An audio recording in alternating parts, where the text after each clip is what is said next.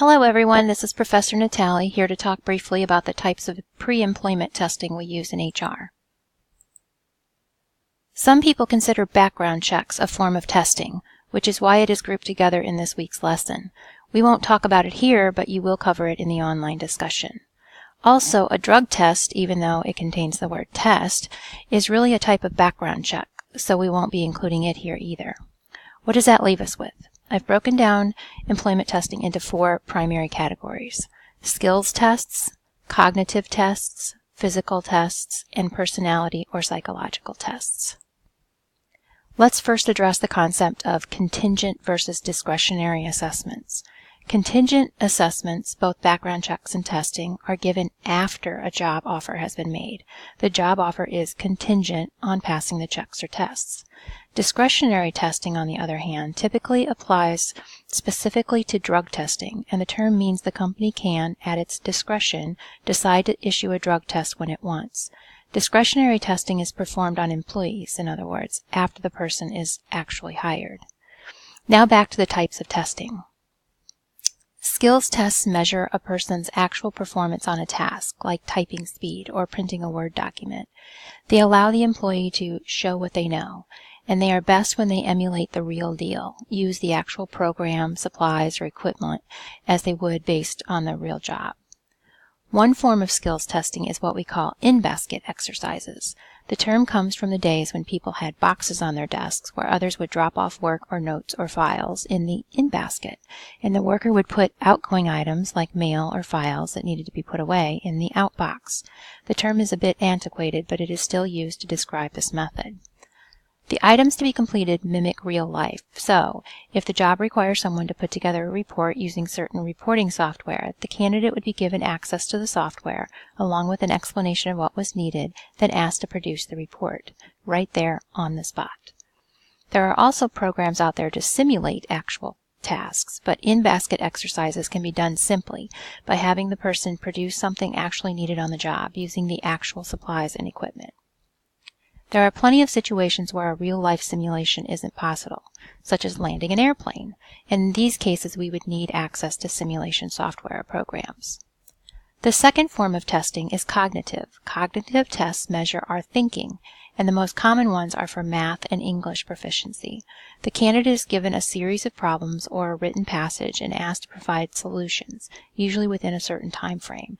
You can buy these, or you can simply make up your own, or use the ones given in schools. The third form of testing are physical tests. There is a difference between physical fitness or physical ability exams and a pre-employment physical. 3 different things. Physical fitness or physical ability, those actually 2 different things, and a pre-employment physical. The first measures a person's strength, ability. So physical fitness or physical ability is a person's strength, agility, speed, etc., and it's part of performing physical labor. We typically hear about these being used for police officers, firefighters, and other jobs requiring a certain level of fitness in one or more of the categories. The pre-employment physical, however, is a medical exam. It's administered by a doctor, and it doesn't involve any actual physical activity, although I've known a doctor to put a person on a treadmill for a brief stress test. It's not common at all. The important thing to remember about physical exams is that they have to be done post-job offer. So if they're with a medical professional, a doctor, just think doctor exams have to be done after the job has been offered. It's illegal to ask medical questions of applicants. We can ask if they have the ability to perform X, Y, and Z, but we cannot use actual medical info from a doctor in our decision to hire. This relates to the Americans with Disabilities Act as well as some provisions of the Civil Rights Act as amended. The fourth form of testing is the personality test or psychological exam. There are several over-the-counter personality tests, such as the Myers-Briggs Type Indicator. It tells you things like INTJ, ESFP. You might be familiar with those.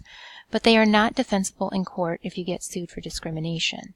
This is because tests have to be proven to measure the qualifications for the specific job and to be reliable, meaning if the same person took the test 3 times, the scores would come out all about the same.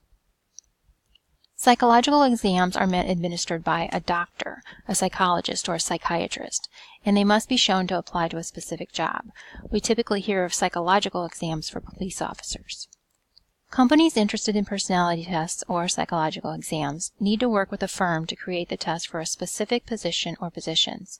The process involves evaluating how current employees perform a job, then comparing that data to the current employee's performance review.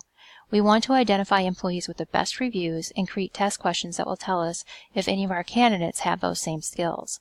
We are basically trying to figure out what our star performers know and how they do it successfully, and then to measure our candidates to see if those have the same skills and abilities. This is a very simplified overview of the process, folks, but should give you an idea of how it works and discourage you from using those canned tests off the shelf or found online. This concludes the brief overview of tests. Let me know if you have any questions.